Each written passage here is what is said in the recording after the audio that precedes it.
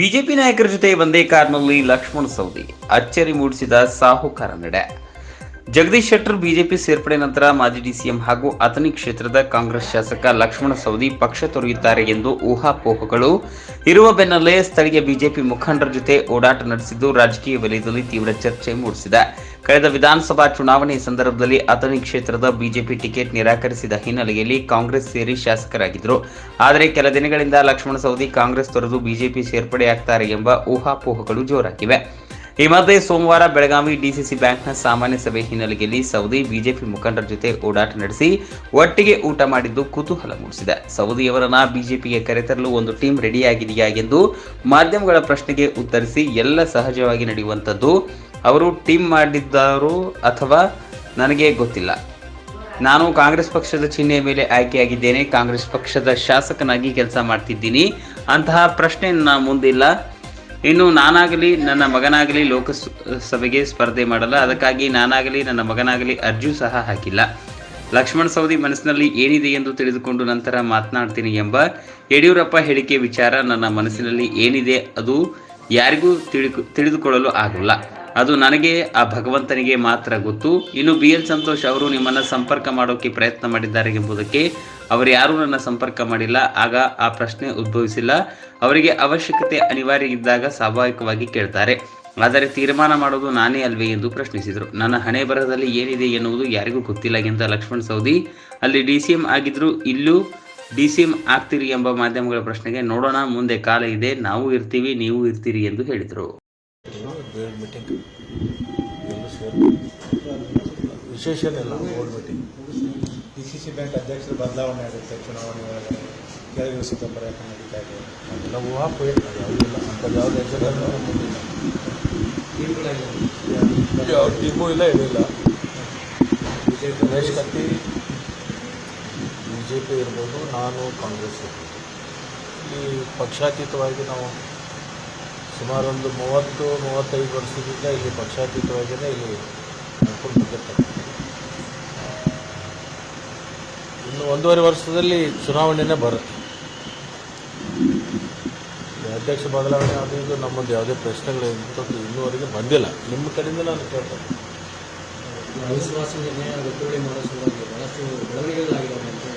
ಅಂಥ ಪ್ರಸ್ತಾವನೆ ಇನ್ನೂವರೆಗೆ ನನ್ನ ಮುಂದೆ ಯಾರೂ ತಂದೇ ಇಲ್ಲ.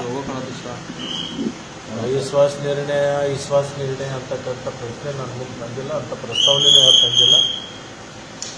ಮತ್ತು ಬ್ಯಾಂಕದ ಹಿತದೃಷ್ಟಿಯಿಂದ ನಾವು ಯಾರೂ ಕೂಡ ಅಂಥ ಆಲೋಚನೆಯನ್ನು ಮಾಡಿಲ್ಲ. ಲಕ್ಷ್ಮಣ ಸವದಿಯವರನ್ನು BJP ಕರ್ಕೊಂಡು ಬರೋದಕ್ಕೆ ಒಂದು ತೀರ್ಮಾನ ಮಾಡಿದ್ದಾರೆ. ನಮ್ಮನ್ನು ಸಂಪರ್ಕ ನಿರಂತರವಾಗಿ ನೋಡ್ರಿ, ಇವೆಲ್ಲ ಸಹಜವಾಗಿ ನಡೀತಕ್ಕಂಥದ್ದು. ಅವರು ಟೀಮ್ ಮಾಡ್ಯಾರೋ ಟೀಮ್ ಮಾಡಿಲ್ಲೋ ನನಗೇನು ಗೊತ್ತಿಲ್ಲ. ನಾನು ಕಾಂಗ್ರೆಸ್ ಪಕ್ಷದ ಚಿಹ್ನೆ ಮೇಲೆ ಆಯ್ಕೆಯಾಗಿದ್ದೇನೆ. ಕಾಂಗ್ರೆಸ್ ಪಕ್ಷದ ಶಾಸಕನಾಗಿ ಕಾರ್ಯವನ್ನು ನಿರ್ವಹಿಸ್ತಾ ಇದ್ದೇನೆ. ಅಂಥ ಪ್ರಶ್ನೆ ನನ್ನ ಮುಂದೆ ಇನ್ನೂ ತನಕ ಯಾವುದು ಬಂದಿಲ್ಲ. ಲೋಕಸಭೆ ಮತ್ತು ವಿಧಾನಸಭೆ ಚುನಾವಣೆ ಟಿಕೆಟ್ ಆಫರ್ ಕೊಟ್ಟಿದ್ದಾರೆ. ಬಾಗಲಕೋಟೆಯಿಂದ ಲಕ್ಷ್ಮಣ ಸವದಿ ಅವರು ನಿಂತ್ಕೋತಾರೆ, ಲೋಕಸಭೆ ಟಿಕೆಟ್ ಕೊಡ್ತೀವಿ. ಮತ್ತು ಯಾವ್ದು ಬಂದರೆ ನೆಕ್ಸ್ಟ್ ಸದಾನಂದ ಸವದಿ BJPಯಿಂದ ಅಥಣಿ ಮತ್ತು ಟಿಕೆಟ್ ಕೊಡ್ತೀವಿ ಅನ್ನೋ ಮಾತನ್ನು ಪ್ರಸ್ತಾವನೆ ತಂದು ನಿಂತಿದ್ದಾರೆ ಅಂತ ಒಂದು ಚರ್ಚೆಗಳು ನಡೀತಾ ಇದೆ. ಲೋಕಸಭೆಗೆ ನಾನಾಗಲಿ ನನ್ನ ಮಗ ಆಗಲಿ ನಾವು ನಿಲ್ಲಬೇಕು ಅಂಥೇಳಿ ಅಲ್ಲಿ ಅರ್ಜಿನೂ ಹಾಕಿಲ್ಲ. ಮತ್ತು ನಾವು ಇಬ್ಬರು ನಿಂದ್ರಂಗೂ ಇಲ್ಲ. ಯಡಿಯೂರಪ್ಪ ಹೇಳ್ತಾರೆ, ಲಕ್ಷ್ಮಣ ಸವದಿ ಮನಸ್ಸಲ್ಲಿ ಏನಿದೆ ಅಂತ ನಾನು ತಿಳ್ಕೊಳ್ತೀನಿ, ನನ್ನ ಪ್ರತಿಕ್ರಿಯೆ ಕೊಡ್ತೀನಿ ಅಂತ ಹೇಳ್ತಾರೆ ಸರ್.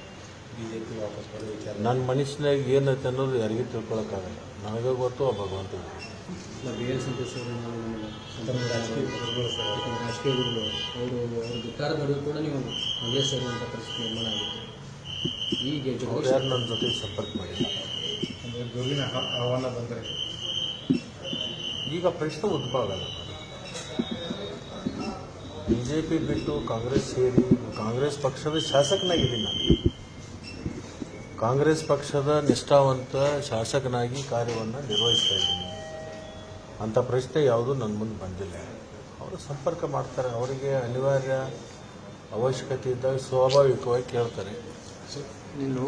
ಅವೆಲ್ಲವೂ ಅವ್ರವ್ರ ಕೆಲಸಗಳನ್ನು ಅವ್ರು ಮಾಡ್ತಿರ್ತಾರೆ. ತೀರ್ಮಾನ ಮಾಡೋದು ನಾನಲ್ಲ. ನನ್ನ ಮುಂದೆ ಅಂಥ ಪ್ರಶ್ನೆ ಇಲ್ಲ. ನಾನು ಕಾಂಗ್ರೆಸ್ ಬಿಡುವಂಥ ಪ್ರಶ್ನೆನೂ ಉದ್ಭವ ಆಗಲ್ಲ. ಸ್ವತಃ ಮುಖ್ಯಮಂತ್ರಿ ಸಿದ್ದರಾಮಯ್ಯವರು ಒಟ್ಟಿನ ವಿಚಾರ ಚರ್ಚೆ ನೋಡ್ರಿ, ಏನು ಮುಖ್ಯಮಂತ್ರಿಗಳು ನನ್ನ ಜೊತೆ ಮಾತಾಡಬಾರ್ದ, ನಾನು ಅವ್ರ ಜೊತೆಗೆ ಮಾತಾಡಬಾರ್ದು. ಅನೇಕ ಪಕ್ಷದ ಚಟುವಟಿಕೆ ಇರ್ಬೋದು, ಅಭಿವೃದ್ಧಿ ಕೆಲಸದ ಬಗ್ಗೆ ಮುಖ್ಯಮಂತ್ರಿಗಳು ನನಗೂ ಫೋನ್ ಮಾಡ್ಬೋದು, ನಾನು ಅವ್ರಿಗೆ ಭೇಟಿನೂ ಆಗ್ಬೋದು. ನಮ್ಮದು ಕುಟುಂಬದ ಹಿರಿಯ ಯಜಮಾನರು, ಹಿರಿಯ ಯಜಮಾನ ಯಾರಿಗೆ ಬೇಕಾದವ್ರ ಜೊತೆಗೆ ಮಾತಾಡ್ಬೋದು, ಏನು ತಪ್ಪೇನಿದೆ? ಪಕ್ಷದಲ್ಲಿ ಉಳಿದುಕೊಳ್ಳಿ, ನಿಮ್ಗೆ ಸೂಕ್ತ ಸಂದರ್ಭದಲ್ಲಿ ಸೂಕ್ತವಾದ ಅಲ್ಲ ರೀ, ನಾ ಪಕ್ಷ ಬಿಡುತ್ತೀನಿ ಅಂದಾಗ ಅದನ್ನೆಲ್ಲ ಹೇಳ್ಬೇಕಲ್ಲ ಅವರು. ನಾನು ಪಕ್ಷ ಬಿಡುತ್ತೀನಿ ಅನ್ನುವಂಥ ಪ್ರಶ್ನೆ ಉದ್ಭವ ಆದಾಗ ಅದನ್ನೆಲ್ಲ ಹೇಳ್ತಾರೆ ಅವ್ರು ಮುಖ್ಯಮಂತ್ರಿಗಳು. ಆ ಪ್ರಶ್ನೆ ಇಲ್ಲ ರೀ. ಒಂದ್ ಕಡೆ ಸುಮ್ಮನೆ ಮಾಧ್ಯಮದವ್ರನ್ನ ಓಡಿಸ್ತಾ ಇರ್ತೀರಿ, ಹಂಗೆ ಬಿಡ್ತಾನೆ ಇಲ್ಲ. ಜಗದೀಶ್ ಶೆಟ್ಟರ್ ಡೆಲ್ಲಿ ಒಳಗಡೆ ಬಿಜೆಪಿ ಸೇರಿದ್ರು, ತಾವು ಡಿ ಕೆ ಶಿವಕುಮಾರ್ ಅವರಿಗೆ ಮಾತುಕತೆ ಕೂತಿತ್ತು. ನೋಡಿ, ನನ್ನಲ್ಲಿ ಒಂದು ನೀರಾವರಿ ಯೋಜನೆ ಮಂಜೂರಾಗಿದೆ.